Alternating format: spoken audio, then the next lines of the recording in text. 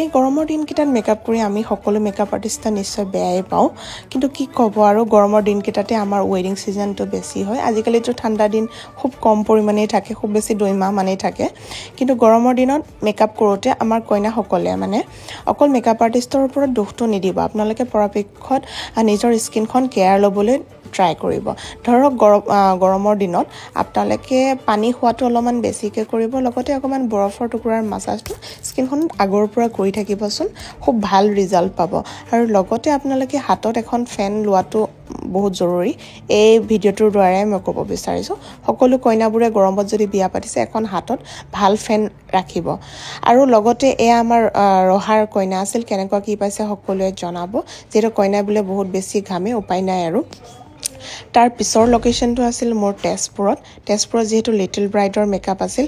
আজিকালি সৰু সৰু ল'ৰাছলিবোৰে যেহেতু মোবাইল চাই থাকে তেখেতসকলে মানে গম পায় আৰু কোন গৰাকী মেকআপ আৰ্টিষ্টক ললে ভাল হ'ব তো তেখেতে নিজে মোক বুক কৰিছিল মানে মৰম লগা কণমানিজনী দেখা পাইছে চাগে কিমান বেছি মৰম লগা হয় আৰু আপোনালোকৰ কেনেকুৱা লাগিছে মেকআপটো সকলোৱে জনাবৰ যি সকলোৱে কোৰ্স ডিটেইলছ জানিব বিচাৰিছে আপোনালোকে যোগাযোগ কৰিব যেহেতু নগাঁও ৰহাত মোৰ জুনৰ 20 তাৰিখৰ পৰা এটা বেটছ ষ্টাৰ্ট হ'ব আৰু জুলাই বেটছটো মোৰ এবাৰ পাঠশালাত হ'ব তো আপোনালোকে সোনকালে যোগাযোগ কৰিব আৰু মেকআপ কেটা কেনেকুৱা লাগিছে সকলোৱে জনাবচোন এবাৰ